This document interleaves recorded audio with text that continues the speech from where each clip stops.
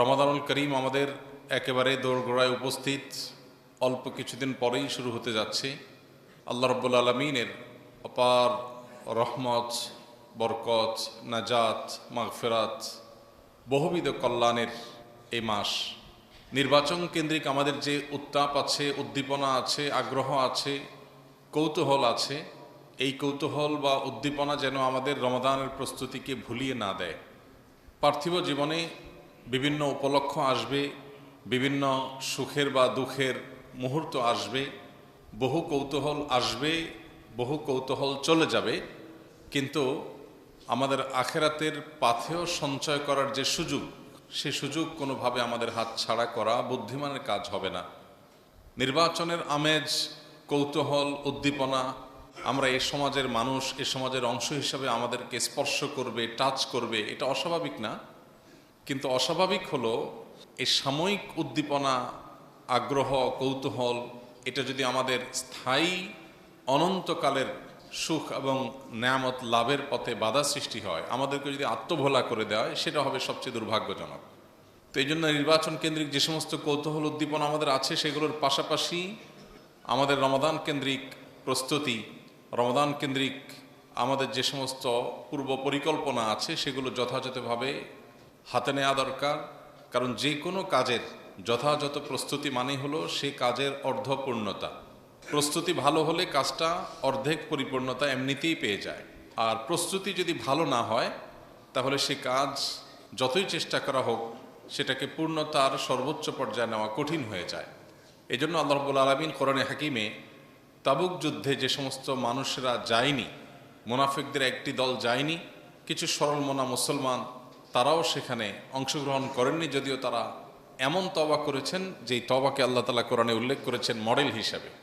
তো সেই যুদ্ধে যারা শরিক হয়নি, তারা বিভিন্ন অজুহাত দিয়েছিল যে আমরা যেতে চেয়েছিলাম কিন্তু হয়ে ওঠেনি, আমাদের লক্ষ্য ছিল কিন্তু বিভিন্ন সমস্যা তৈরি হয়েছে, ইত্যাদি ইত্যাদি।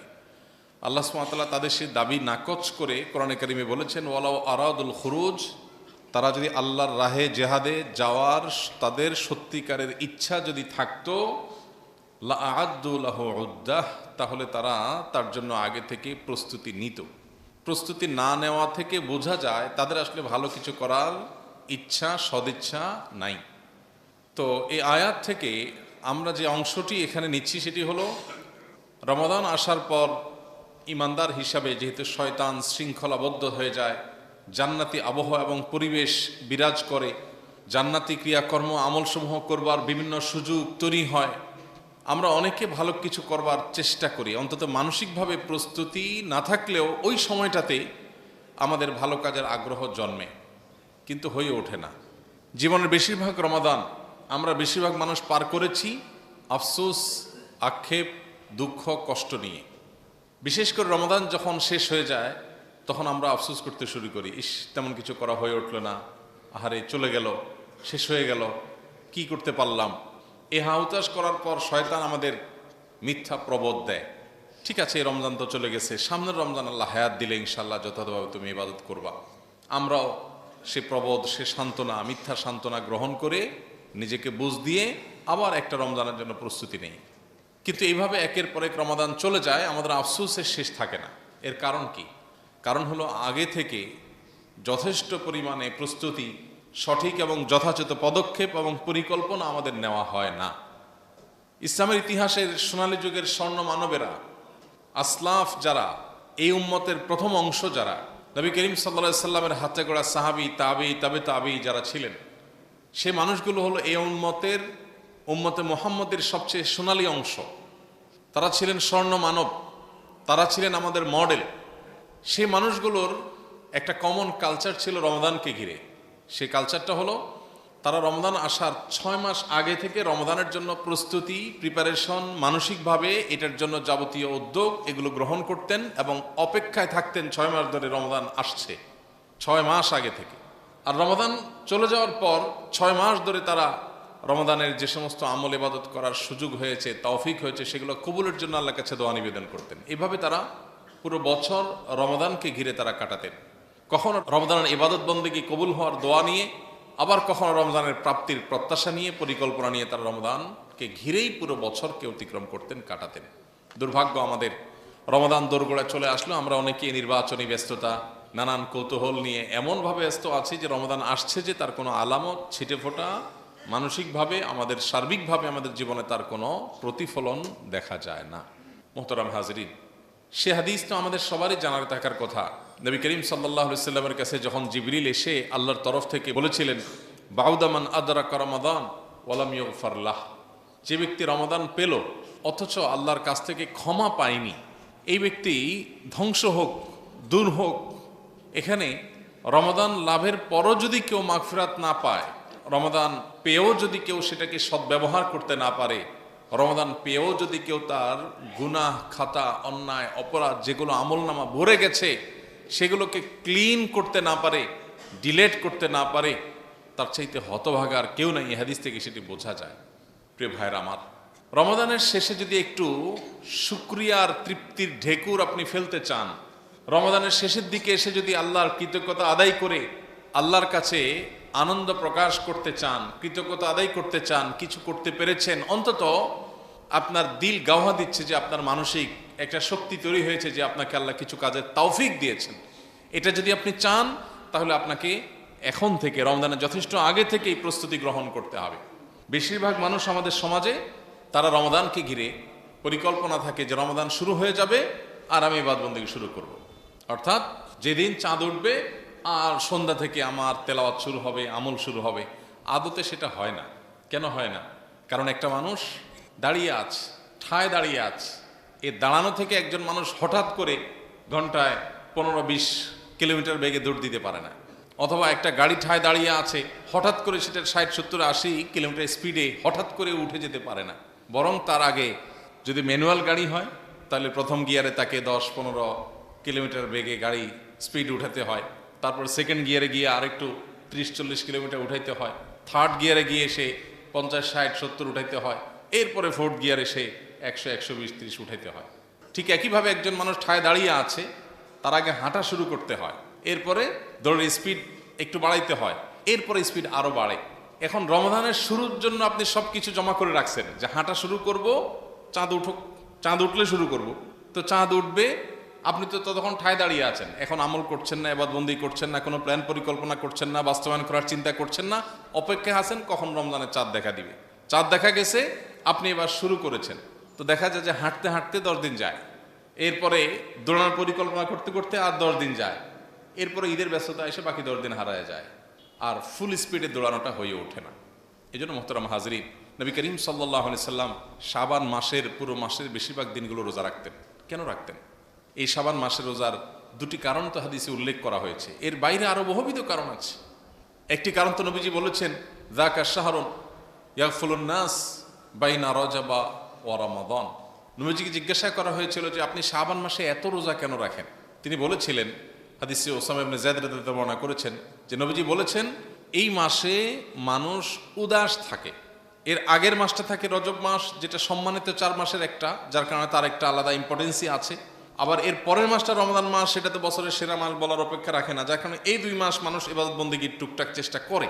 বাট মাঝে পড়ে এই শাবান মাসটাতে মানুষ ওই যে আমরা বলি মোচে তাও দেওয়ার মতো, যে রমজান তো আসছেই, এখন আর কি করার আছে, আসুক না, আসলে শুরু করব। তো এই মাসটাতে মানুষ উদাস থাকে। নবীজি বলেছেন যে উদাস থাকে মানুষ, এই জন্য এই মাসে আমি বেশি বেশি নফল রোজা রাখি, কারণ যেই সময়টাতে মানুষ যত বেশি উদাসীনভাবে কাটায়, ওই সময়টাতে ইবাদতের গুরুত্ব তত বেশি বেড়ে যায়।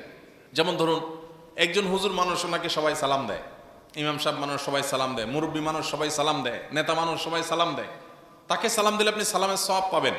কিন্তু একজন রিক্সা চালক, একজন খেটে খাওয়া দিনমজুর, একজন সাধারণ মানুষ, তিনি অবহেলিত, তাকে কেউ সালাম দেয় না। আপনি পরিকল্পনা করে, প্ল্যান করে, যেহেতু অবহেলিত, অতএব এই লোকটাকে গিয়ে আমি সালাম দেব, আপনি যদি এই উদ্যোগটা নেন, তাহলে সালামের দেওয়ার যে সওয়াব, সেটার পাশাপাশি একটি অবহেলিত কাজকে আপনি সমাজে প্রতিষ্ঠিত করবার চেষ্টা করেছেন, তার জন্য আলাদা সওয়াব পাবেন।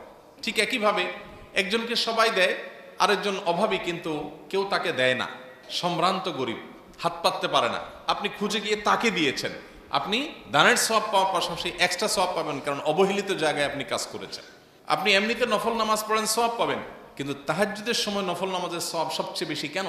এর অনেক কারণের একটা কারণ এটাও যে এই সময়টাতে সবাই ঘুমিয়ে থাকে, সবাই অবহেলিত সময় কাটায়, উদাস সময় কাটায়, এই জন্য এই সময়টাতে ইবাদতের আলাদা গুরুত্ব বেড়ে যায়। তো এই জন্য নবী সাল্লাল্লাহু আলাইহি সাল্লাম এই মাসে বেশি বেশি নফল রোজা রাখতেন।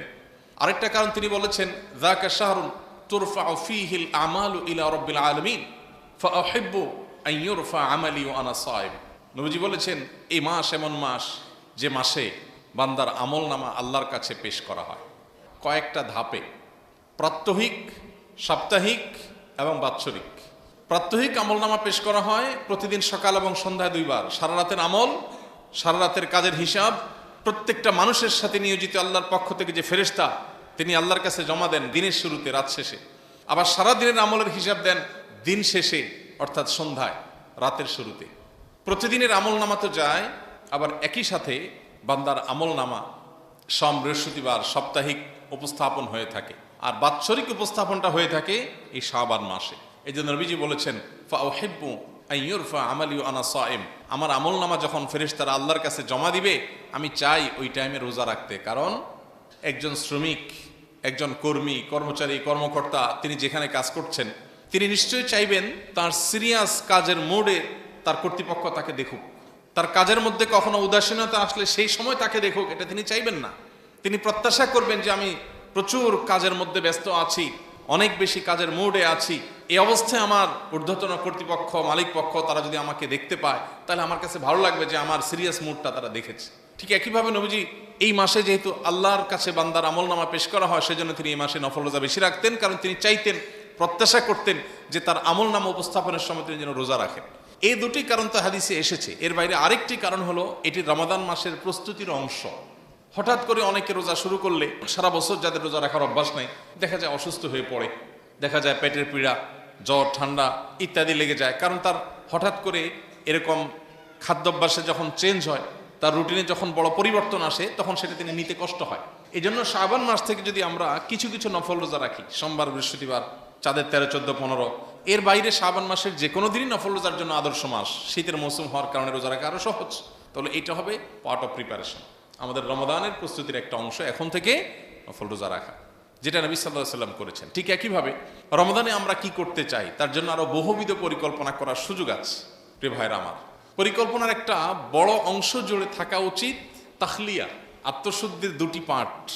আমাদের নিজেদেরকে পরিবর্তন করবার, জাহান্নামমুখী যাত্রা থেকে পরিবর্তন করে জান্নাতমুখী যাত্রায় যদি আমরা যেতে চাই, জাহান্নামী ট্র্যাক থেকে সরে গিয়ে যদি জান্নাতি ট্র্যাকে যেতে চাই, তাহলে দুটি উদ্যোগ বা 2 ধরনের উদ্যোগ আমাদের নিতে হয়। একটা হলো তাখলিয়া, অর্থাৎ আমাদের মধ্যে যে সমস্ত মন্দ দিক আছে এগুলো থেকে নিজেকে খালি করা, শূন্য করা। আরেকটা হলো তাহলিয়া, ভালো দিক দিয়ে নিজেকে পরিপূর্ণ করা। এই 2 ধরনের প্রচেষ্টার মধ্য দিয়ে একজন মানুষ পরিশুদ্ধ হয়ে ওঠে, জান্নাতের উপযোগী হয়ে ওঠে, ভালো মানুষ হয়ে ওঠে, মুত্তাকি হয়ে ওঠে, ইমানদার হয়ে ওঠে। তাহলে দুইটাই আমাদেরকে প্যারালালি করে যেতে হয়, একদিকে তাখলিয়া আর একদিকে তাহলিয়া। তাখলিয়া মানে হলো খালি করা, আর তাহলিয়া মানে হলো সজ্জিত করা, পরিপূর্ণ করা। রমাদান কেন্দ্রিক পরিকল্পনায় দুটি তাখলিয়া বা দুটি আপনার বিশেষ নিজের মধ্যকার মন্দ দিক দূর করার, বিশেষ করে আমার ইবাদতের ক্ষেত্রে যে সমস্ত প্রতিবন্ধকতা, যে সমস্ত বাধাগুলো তৈরি হয়, এগুলোকে আমরা মোটা দাগে যদি আমরা দেখি, তাহলে দেখা যায় দুটি বিষয়। এই দুটি বিষয়কে যদি কন্ট্রোল করা যায়, আশা করা যায় রমাদানের ইবাদত বন্দেগী আমি যা করতে চাই সেটা করা অনেকটা সহজ হয়ে যাবে। সবাই করতে চাই, অ্যাজ এ মুসলমান সবাই ভালো কিছু করতে চাই, কিন্তু হয়ে ওঠে না। এ না হওয়ার পেছনে সঠিক পরিকল্পনার অভাব এবং পরিশুদ্ধি অভিযান। কোনো পাত্রে কিছু রাখবার জন্য পাত্রে আগে কিছু থাকলে সেটা খালি করতে হয়। খালি না করে যদি আপনি রাখতে চান, তাহলে তো থাকবে না। এখন আপনি রমজানে আমল রাখতে চান, ইবাদত রাখতে চান, কিন্তু আপনার আগে থেকে অনেক আজেবাজে জিনিসে পরিপূর্ণ আছে, এই জন্য সেগুলোকে খালি করার অভিযান পরিচালনা করতে হয় নিজের বিরুদ্ধে নিজে। এক্ষেত্রে দুটি বিষয় আমার কাছে মনে হয় যদি আমরা নিয়ন্ত্রণ করতে পারি, এবং দুটি ক্ষেত্রে যদি আমরা পরিচ্ছন্নতা অভিযান, নিয়ন্ত্রণ অভিযান পরিচালনা করতে পারি নিজের বিরুদ্ধে নিজে, তাহলে দেখবেন রমাদান আপনার অন্য রমাদান কাটিয়েছে। আপনার জীবনে বহু রমাদান তো অতিক্রম করেছেন, এই রমাদান সম্পূর্ণ ভিন্ন রমাদান হতে পারে যদি দুটি জিনিস থেকে নিজেকে মুক্ত করতে পারে। নাম্বার 1, আমাদের এখনকার শুধু ইবাদত বন্দেগী আর নেকামল বা আখিরাত কেন্দ্রিক কর্মকাণ্ডই না, আমাদের পার্থিব যে প্রোডাক্টিভিটি আছে, আমাদের জাগতিক যে জীবনের বারাকা আছে, এটা নষ্ট হওয়ার অন্যতম বড় কারণ স্মার্টফোনের আসক্তি, নেট এবং মোবাইল ফোনে ব্যস্ততা। এটা নিয়ে দ্বিমত করবার মতো সুযোগ কারণ নাই। যিনি রুগী তিনি স্বীকার করেন, যিনি রুগী না তিনিও স্বীকার করেন, কিন্তু হয়ে ওঠে না। জিজ্ঞেস করলে বলে ভাই চেষ্টা করি, পারতেছি না। পারতেছেন না মানে আপনাকে বেঁধে রাখছে কে? শয়তান অদৃশ্য রশি দিয়ে বেঁধে রেখেছে। এর জন্য প্রয়োজন হলো সৎ সাহস, এর জন্য প্রয়োজন হলো নিজের বিরুদ্ধে নিজে একটা কঠিন সিদ্ধান্ত গ্রহণ করার মতো ইচ্ছা শক্তি। সেই জিনিসটা যদি আমরা আনতে পারি ইনশাআল্লাহ বিদিনিল্লাহ এই কাজটা সহজ হবে। স্মার্টফোনের বিশেষ করে নেট কানেকশনের সোশ্যাল মিডিয়ার যে আসক্তি, এই আসক্তিটা আমাদের সমস্ত ফোকাস মনোযোগ নষ্ট হওয়ার সবচেয়ে বড় কারণ আজকের যুগে। আপনি যদি পরীক্ষার জন্য হলেও এই একটা রমাদানকে আপনি স্মার্টফোন মুক্ত রমাদান কাটাতে পারেন বা নেট মুক্ত রমাদান কাটাতে পারেন, তাহলে সেক্ষেত্রে আপনার জীবনের যে কোনো রমজানের চাইতে এই রমাদানকে আপনি ভিন্নতর রমাদান হিসাবে পাবেন, সন্দেহ নাই। আপনি পরীক্ষামূলক অন্তত 5টা দিন 10টা দিনের জন্য আপনি করে দেখতে পারেন। আমি আল্লাহর এরকম বহু বন্দাকে, অনেক নেককার মানুষকে চিনি, জানি, যারা রমজান উপলক্ষে অন্তত নেট কানেকশন থেকে ডিসকানেক্টেড হয়ে যায়। পরিচিত লোকদেরকে জানায় দেয় যে এই মাসে আমি নেট কানেকশনে থাকবো না, খুব বেশি জরুরি হলে সিমে কল করলে পাওয়া যাবে, ব্যাস। হ্যাঁ, এটা সবার জন্য হয়তো খাটবে না। অনেকে হয়তো তার কাজ কামের ধরনটাই এমন যে তার নেটের সাথে কানেক্টেড থাকতে হবে, তাহলে সেক্ষেত্রে আমরা টাইম লিমিট করে ফেলি যে আমি এতটা থেকে এতটা পর্যন্ত এখানে এঙ্গেজ থাকবো, বাকি সময় আমি ডিসকানেক্টেড থাকবো। এটা সিদ্ধান্তের ব্যাপার, এটা ইচ্ছা শক্তি দরকার, এর জন্য হিম্মত দরকার, সৎসাহস দরকার। এই একটা কাজ যদি করা যায়, শুধু একা নিজে না, পুরো বাসার এনভায়রনমেন্ট পরিবেশটা যদি এমন করা যায় যে এখানে নেটের আসক্তির কোনো জায়গা থাকবে না, তাহলে আপনি দেখবেন আপনার রমাদানের সবচেয়ে অর্থবহ, সবচেয়ে যথাযোগ্য প্রস্তুতিটা আপনি গ্রহণ করলেন। এখন থেকে তার জন্য প্ল্যান শুরু করতে হবে যে আমি কিভাবে কাটাবো, কি কি অসুবিধা হতে পারে, সেগুলোর জন্য বিকল্প পথ কি হতে পারে। ইবাদতের ক্ষেত্রে আমরা বেশিরভাগ মানুষ শুধু ইবাদতের প্ল্যান করি। ঠিক আছে, আমি কোরআন তেলাওয়াত করব, তার জন্য টাইম ফিক্স করি, ইবাদত বন্দি করব, তার জন্য টাইম ফিক্স করি, আমি দান দক্ষিণা করব, তার জন্য প্ল্যান পরিকল্পনা করি, সবই ঠিক আছে। কিন্তু আমার ইবাদত বন্দি এবং সমস্ত ভালো কাজের ফোকাস এবং মনোযোগ নষ্ট হওয়ার সবচেয়ে বড় যে কারণ, সেটাই দূর করি না। এই জন্য কোনো পানির কূপে যদি কোনো ইঁদুর পড়ে মারা যায়, কোনো প্রাণী পড়ে মারা যায়, তাহলে ফিকার কিতাবগুলোতে মাসআলা আছে এত বালতি পানি ফেলে দিলে পাক হয়ে যাবে। কিন্তু আগে তো মরা ইঁদুরটা ফেলতে হবে, তারপরে না পানি তুললে সেটা পাক হবে। মরা ইঁদুরটা ভেতরে রেখে যদি আপনি পানি ফেলতেই থাকেন সারাদিন, তারপরে তো কখনো পাক হবে না। ঠিক একইভাবে আপনি ইবাদতের যত প্ল্যান পরিকল্পনা রমাদানকে ঘিরে করেন না কেন, আপনার ইবাদতের মনোযোগ নষ্টকারী বিষয়টাকে তো গলা চিপে ধরতে হবে, ওইটাকে তো আগে সরাতে হবে। তারপরে আপনি অল্প আমল করলে দেখবেন সে আমল আপনি অনুভব করছেন ভেতর থেকে, সে আমল আপনাকে স্পর্শ করবে, সে আমল আপনাকে পরিতৃপ্তি দিবে, সে আমল আপনার মধ্যে আনন্দ দিবে, সে আমল আপনার মধ্যে প্রেরণা দিবে, সে আমল রমাদান পরবর্তী জীবনে আপনাকে উদ্বুদ্ধ করবে, আপনাকে তাকওয়ার উপরে টিকিয়ে রাখবে। রমাদান আসছেই তাকওয়ার জন্য, সে তাকওয়ার সবচেয়ে বড় বাধা হলো এই অবাধ আপনার সোশ্যাল মিডিয়ার যে আসক্তি, সেখানে যে বিচরণ, সেই জিনিসটা। বাসা বাড়িতে সবাই মিলে বসে যদি রমাদানের আগে ডিসিশন নেই যে এই রমাদানটাকে আমরা অন্তত এই সমস্ত আসক্তিগুলো থেকে দূরে রাখবো, এই প্ল্যানটা যদি আমরা করতে পারি, ইনশাল্লাহ অনেকখানি সার্থক হয়ে যাবে। আল্লাহ আমাদেরকে তৌফিক দান করুন। এটার জন্য শুধু সদিচ্ছা দরকার, আসলে সবার দ্বারা সম্ভব। যার কাজই নেটে তার দ্বারা সম্ভব। কাজের সময় আমি থাকবো, পার্সোনাল সময় রাতের বেলা মাগরিব থেকে একেবারে ফজর পর্যন্ত আমার এখানে কোনো অংশগ্রহণ থাকবে না, কোনো ইনভলভেশন থাকবে না, আমি এখানে কোনোভাবে সময় দেব না। এবং প্রয়োজনে সিস্টেমটাকেই বন্ধ করে দেওয়া, যে আমি কোনো ডেটা মোবাইলে নেব না। আমার বাসায় নেট কানেকশন 1 মাসের জন্য অফ থাকবে, রাউটার বন্ধ থাকবে। প্রয়োজন নির্দিষ্ট সময় লাগলে নির্দিষ্ট সময় অন করে কাজ সেরে, আর বাকি ফুল সময় বন্ধ থাকবে। এগুলোর জন্য দরকার হলো সে সদিচ্ছা এবং আল্লাহ তাআলার কাছে দোয়া করা। আল্লাহ বলেছেন ইন্নামা ইয়াতাকাব্বালুল্লাহু মিনাল মুত্তাকিন, সবার তৌফিক হয় না, যারা মুত্তাকি তাদেরটাই আল্লাহ তাআলা কবুল করেন। এজন্য আল্লাহর কাছে চোখের পানি ফেলে দোয়া করো, আল্লাহ এক একটা রমাদান আসে চলে যায়, জীবন থেকে এক একটা রমাদানের সম্ভাবনা শেষ হয়ে যায়, এই রমাদানটা যেন আমি ভিন্ন ব্যতিক্রম রমাদান কাটাতে পারি। এই রমাদান যেন আমাকে মুত্তাকি বানিয়ে দেয়, এই রমাদান যেন আমার জীবনটাকে পরিবর্তন করে। আল্লাহ আমাদের সবাইকে সেই তৌফিক দান করুন। দ্বিতীয় যে বিষয়টির কথা বলছিলাম সেটি হলো আমাদের খাদ্যাভ্যাস। এটা আমাদের রমাদানের ইবাদতের পথে সবচেয়ে বড় বাধাগুলোর একটা। বিশেষ করে আমাদের দেশে যে ভাজা পোড়া থেকে নিয়ে যত অস্বাস্থ্যকর খাবারের কালচার রমাদানকে ঘিরে আমাদের দেশে আছে, এইটা যদি বন্ধ করা না যায় তাহলে ইবাদত করে আপনি আসলে শান্তি পাবেন না। ইবাদতের সাথে আমাদের শারীরিক সুস্থতার অনেক সম্পর্ক আছে। নবী করিম সাল্লাল্লাহু আলাইহি ওয়াসাল্লাম বলেছেন আল মুমিনুল কাবিয়্যু আহাব্বু ইলাল্লাহি মিনাল মুমিনিদ দাঈফ, দুর্বল ইমানদারের চাইতে আল্লাহর কাছে সবল ইমানদার বেশি প্রিয়। সবল ইমানদার আল্লাহর কাছে বেশি প্রিয়। খেয়ে গ্যাস হচ্ছে, অ্যাসিডিটি হচ্ছে, আপনার বাথরুমে দৌড়াচ্ছেন, আপনি তারাবিতে দাঁড়িয়েছেন, কিন্তু আপনার বাথরুমের বেগ হচ্ছে, একের পর এক আপনার ওযু ভাঙছে, আপনার শরীরটা খারাপ করছে, এই অস্বাস্থ্যকর পরিবেশে তো আপনি ইবাদত করতে পারবেন না। যে রমাদান মাসটাই আসছে আমাদের পানাহার কন্ট্রোল করে সংযম শেখাতে। আমরা মুখে বলি সংযমের মাস, রমাদান হলো শাহরুস সবর, সংযমের মাস, কিন্তু আমাদের আচার আচরণ দেখে সংযমের কিচ্ছু বোঝা যায় না। গত কয়েকদিন থেকে পত্রপত্রিকা দেখছিলাম যে বিভিন্ন সরকারের সংশ্লিষ্ট কর্তৃপক্ষ ভোজ্যপণ্য আমদানি করা, এটার মজুদ ঠিক রাখা, এগুলোর দেখভাল করার দায়িত্ব যাদের, তারা বারবার করে বলতেছে যা দরকার তার চাইতে অনেক বেশি কিন্তু মজুদ আছে। তার মানে খাবারের মাস আসছে, বাঙালি খাবারের পেছনে পাগল হয়ে ছুটবে, ঝাঁপিয়ে পড়বে। এই জন্য সংশ্লিষ্ট মিনিস্ট্রি এবং লোকজন তারা প্রচুর খাবার আমদানি করে রেডি করে রেখে দিয়েছে এবং বারবার বলছে হুলস্থুলের দরকার নাই, সিরিয়াল ধরে লাইন ধরে আস্তে আস্তে আসেন, সব আছে, পর্যাপ্ত আছে।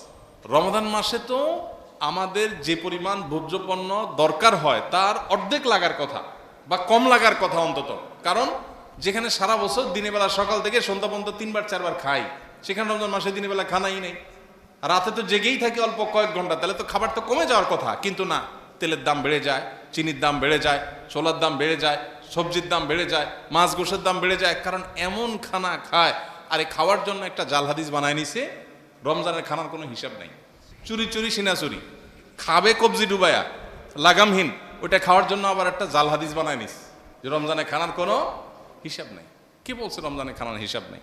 রমজানে উল্টা পাল্টা এই যে অতিরিক্ত খাইতেছেন, কবজি ডুবাইয়া নষ্ট করতেছেন, অপচয় করতেছেন, এটার জন্য হিসাব আরো বেশি হবে। অন্য মাসের রমজান মাস তো সমান না। রমজান মাসে এত মর্যাদার মাস, আল্লাহ যদি জিজ্ঞাসা করেন বান্দা রমজানে দিনে বেলা রোজা ফরজ করে দিছি যাতে তোমার খাওয়া বন্ধ হয়ে যায়, তাতে তোমার বাসায় প্রতি মাসে যা দরকার হয় এই মাসে তার চেয়ে কম দরকার হওয়ার কথা, বাট খরচ আরো বেশি হলো কেন? তখন কি জবাব দিয়ে করবো? ইফতার মানে নাস্তা, ইফতার ফুতুর শব্দের অর্থই কি? নাস্তা। সারা বছর আপনি নাস্তা কয় আইটেম দিয়ে করেন? সচরাচর আমাদের বাসা বাড়িতে কয় আইটেম হয়? রুটি, ভাজি, একটা ডিম পোস, খিচুড়ি, এই তো এই জাতীয় আইটেম। তো সব মিলিয়ে 2, 3, 4 পদ। ইফতারে কত পদ খান? যে সারা বছর 3 পদ খায়, ইফতারিতে খেয়ে অন্তত 10 পদ খায়। শরবতই 2টা 3টা লাগে। মহিলারা আসর পথে বানাতে বানাতে কাহিল, আর আমরা খাইতে খাইতে কাহিল। আসর থেকে নিয়ে খাইলাম আর মাগরিবের পর থেকে ছাড়লাম। ইবাদতের যে পিক টাইম, ফুল পিক টাইম, শয়তান আমাদের মহিলাদের ব্যস্ত করে দিছে, খানা বানাও আর খায়া এক ইনিংস শেষ করে ইনিংস ঘোষণা দিয়ে মাগরিবের নামাজে আসে। ইফতারের একটা ইনিংস শেষ করে ইনিংস ডিক্লেয়ার করে কোথায় আসে? পুরুষের নামাজে আসে। নামাজ পড়ে যায়া সেকেন্ড ইনিংস স্টার্ট করে। খাইতে খাইতে কাহিল, আর মহিলারা এক সময় রান্না করতে করতে কাহিল, আর পুরুষরা খায়া সব তুষ করে ধুই চলে আসছে। এরপরে ওইগুলো আবার গোছাতে গোছাতে কাহিল, রাতের অর্ধেক পা, এর মধ্যে শোয়ার সময় রমজান শেষ। ভাইরা আমার, ইফতার আমাদের সংস্কৃতির অংশ। ইফতারের আনন্দ, এর কথা হাদিসেও আছে। ইফতারের মধ্যে 2-4টা আইটেম বেশি থাকা দর্শনীয় আমি বলছি না, কিন্তু আমি বলছি সব কিছুর একটা সীমা রেখা আছে। কি আইটেম? ওই যে বাজার থেকে কিনে খায়, বড় বাপের পোলায় খায়। বাপের পোলা সারা বছর কি মরছিল? রমজানি এর খানা ছুটছে সব। এই বড় বাপের পোলা খায় নামে যে ইফতারের যে কোরআন ডাকার আইটেম সারা বছর কোথায় ছিল? এই জন্য একজন ইমানদার তার ইবাদতের পরিকল্পনার জন্য ইবাদতের বাধাগুলো দূর করবে। বাধাগুলোর মধ্যে একটা হলো এই লাগামহীন এবং নিয়ন্ত্রণহীন এবং অস্বাস্থ্যকর যে খাবারের হিড়িক, এটাকে আমাদের কন্ট্রোল করতে হবে। এটা যদি কন্ট্রোল করেন, আপনি দেখবেন আপনার রমজানটা অন্যভাবে কাটাতে পেরেছেন। আপনি ইফতারিতে প্ল্যান করেন যে আমি অস্বাস্থ্যকর খাবার রাখবো না, শুধু ইফতারি না, সারাদিন রাতের মধ্যে। এই একটা পরিকল্পনা দেখবেন আপনার রমাদানের পুরো পরিস্থিতি এবং পরিবেশকে পরিবর্তন করে দিবে। আল্লাহ আমাদের সবাইকে এই রমাদানকে জীবনের ভিন্নতর রমাদান হিসাবে কাটাবার তৌফিক দান করুন। এর পাশাপাশি আমরা রমাদানে কোরআন তেলাওয়াতের জন্য সময় বের করা, অন্য অনর্থক কাজ থেকে বেরিয়ে আসার জন্য প্ল্যান পরিকল্পনা করা, ইবাদতের মধ্যে কাটাবার জন্য আরও যে সমস্ত প্ল্যান পরিকল্পনা করা, সেগুলো আমরা ইনশাআল্লাহ করবো। আল্লাহ তাআলা আমাদের সবাইকে রমাদানকে অর্থবহ করবার জন্য যা যা উদ্যোগ নেওয়া দরকার, যেগুলো উদ্যোগ নিলে আমাদের রমাদান অর্থবহ হবে, আল্লাহ তাআলা